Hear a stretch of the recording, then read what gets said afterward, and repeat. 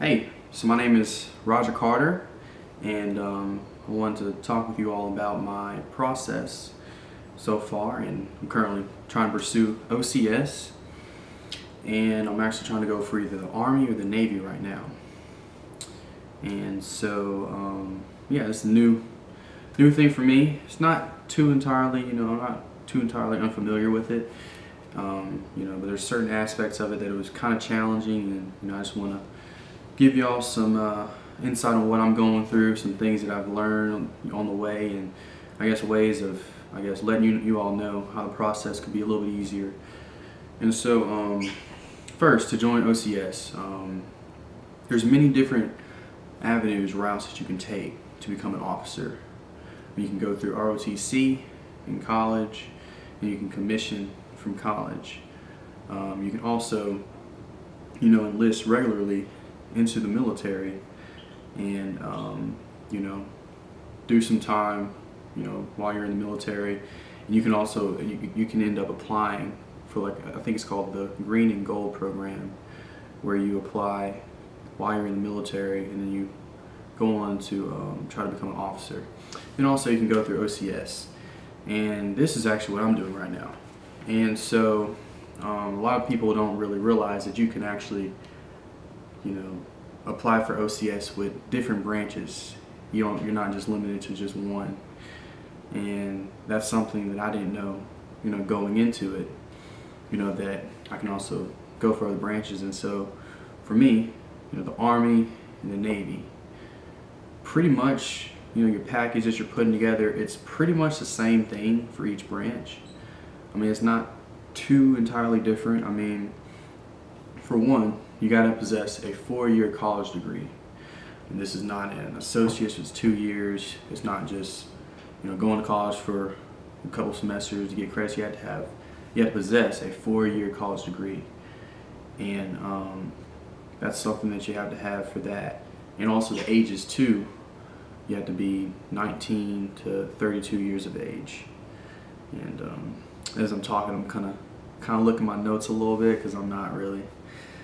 I do a lot better when I'm able to, look at my stuff that I have written down for me. So, anyway, just got a reply on my phone. But yeah, so also for the Army, you have to take a military test, which is called the Asvab. And the Asvab, generally that would be for all other branches. Like, you would use the ASVAB for the Air Force, for the Navy, for the Army, and all that. But when you're trying to go the officer route, the Navy uses a different test, which is called the OAR test. And you have to score a certain number on that, and then based on how you score on that will determine which officer selection you can choose for the Navy. And so I've already taken that for the Navy. I was able to score, I think I scored around about like 45, which is kind of like average. It's not too competitive and stuff like that. So I was able to score high enough for the supply officer. And so right now I'm going for that for the Navy. And for the Army, I took the ASVAB, and for that you have to score at least a combined score of a 110 for the GT score. And you have to score that, and also you can take the PICAT too, which is something that I actually took instead of the regular ASVAB, because the PICAT is untimed. You don't have any time restrictions, so you're not. And for me personally, I don't do as well, with standardized tests. So I've always learned about myself, and it was better for me just to take the PICAT, untimed, and the comfort of my own home. And so I ended up taking that, and I scored really well. I scored a 89 for that, which is definitely well above the the minimum score for that test. So I was able to score that, and so you got to have a college degree. You got to be able to mentally qualify, mentally score high enough on the military test. And then from there, you also have to put together a number of letter recommendations. And the way that the Army does it, and all the other branches too, they want to see, these letter recommendations could be anybody. It could be people that that are your neighbors, people that you've worked with, teachers. I mean, it could be anybody that you choose. But the main thing that they want to see is, how well does this person know you, and what qualities does this person see in you that'd be beneficial for the military? How well is his character? Does he have a strong determination? Does he have motivation to take care of what he has to get done? And so for the Army, they say they need a minimum of 3 letter recommendations and a maximum of 5. And so, so far, my process is still ongoing. I've already put together all my letter recommendations. I have a total of 4 right now. And I believe 3 of those are with people that I've been around my whole entire life, people that know me very well. Some of them have military experience, which could also be very helpful too. This is something that could look good for your letter recommendations. So I've got the letter recommendations, possess the college degree, and for the college degree, they want you to send in transcripts. They want you to send in like either college and the high school transcripts as well, because they want to make sure that you graduated high school as well. So you got to have 2 transcripts, high school, college. You got to be able to score high enough on your military tests, letter recommendations, and also another thing too was kind of interesting was like your board, like your photo that you take for the board. And the board of it's pretty much like a board of administration of admissions that they pretty much look over your whole entire package. These are guys that are in the military, obviously, and they will sit down and brief every single person that's wanting to get into the military. And so for your package, you had to have a photo that it's like a full suit type deal where you're pretty much you got to pose a certain type of way. It's kind of weird, but it's like a military pose, and your recruiter will definitely let you know about that, how the specific way to pose. I think he actually sent me a picture of an example, so it wasn't too bad. And you just go somewhere to get that done, just one photo, so it's not too much, and once you get that, that's another thing that you have to get. Also too is a personal statement, and this is pretty much like a motivational type statement that you're writing to, I guess, pretty much just lay out why you want to join the military. What's your career aspirations? What's motivating about you? Why do you feel like you're a great fit to want to join the military? What sets you apart? This is really an important step, really important for you, because you can actually not too long, but I think the Army statement, they want it to be at least, or at most, a page. So I mean, it's not a lot, but there you're able to include what you've done so far, any community service that you've already done, say something that any extracurriculars that you may have. I know for me, I want to include how while I was in college, I racked up a crap load of community service hours. I was in fraternity, and a lot of people think about fraternity and think, okay, yeah, he was a party animal. He was in college, living it up. While that may be true to a little extent, I was actually focused, and it was a great avenue for me to take advantage of community service opportunities. And we would volunteer on certain weekends, and we would host these certain events on campus and even off campus sometimes, and we would collab with these different community service organizations, and it was a great way for me to use that, that outlet to give back to the community that I was in while I was in college. And that's just another example of how I've included some of my extracurriculars while I was in college, and even outside of college. I still will volunteer from time to time. And so you want to beef it up really well. For your personal statement, you want to include community service, career aspirations that you have, why you feel like the military would be a great avenue for you, what you can do for the military. That's a big thing. A lot of people will say, the military can do this and this for me.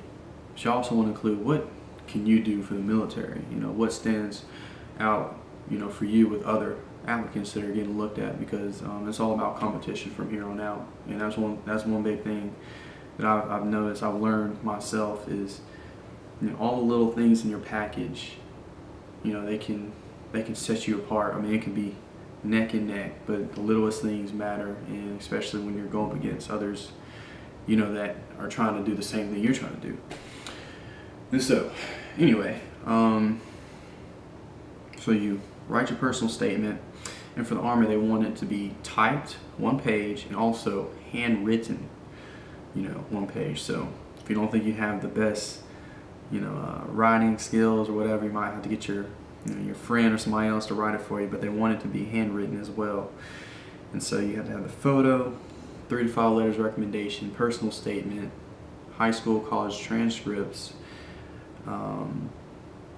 mentally qualified with that military test, and then the physical test too, which I believe the physical test, and I have not taken this personally yet, I'm still in the process, like I've said previously. I know it has to be 2 minutes of push-ups, 2 minutes of sit-ups, and a 2-mile run. And the qualifications for that are generally, they're based on age. So depending on how old you are, there's like a chart, I think, that the military recruiter has that you can go to for your recruiter. You can always ask him before you take it. He's got a list of things that you have to do in order to pass it. So I'm actually getting with my recruiter on that, to get that finished, because actually the last thing I have left to do, I've been working on this package, for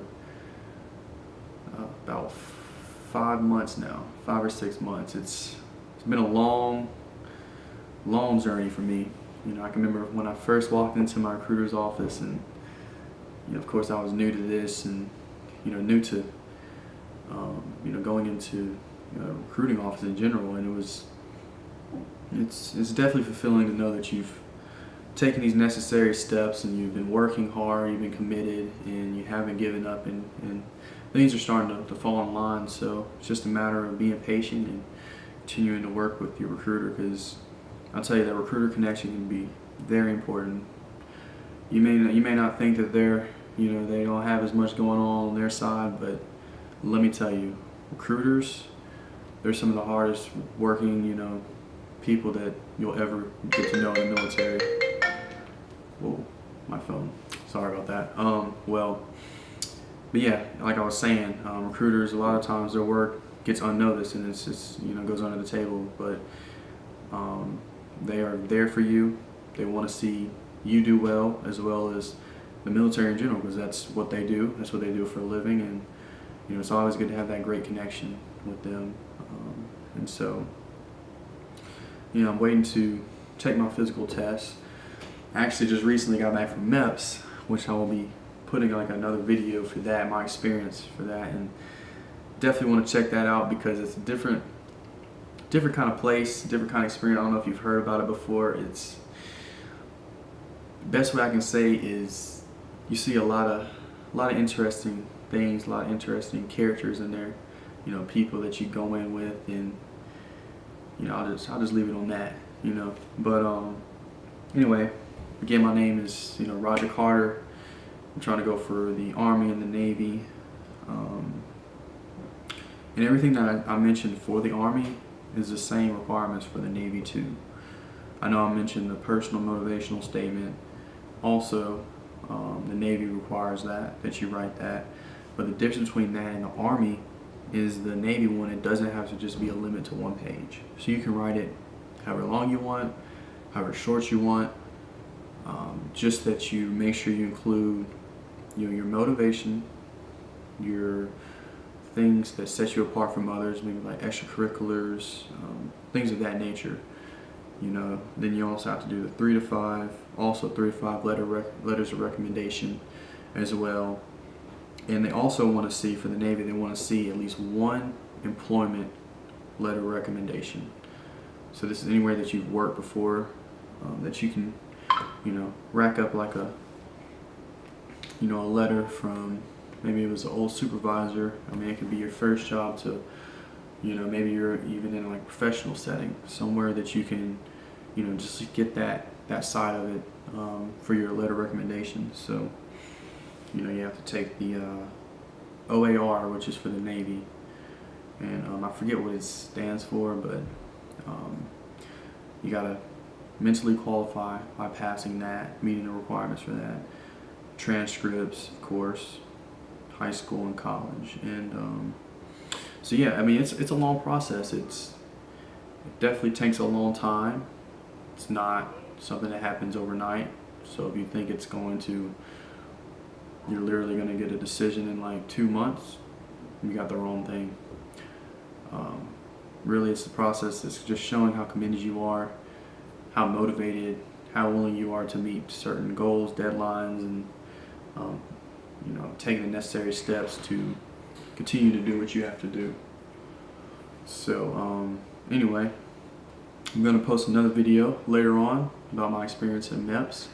Y'all be sure to look at my the bio below, and add me on Instagram, Mr. Carter 112, and just follow me with this process. And if you have any comments, you want to talk about, share your experience, any questions that you have, just let me know, and we can stay connected.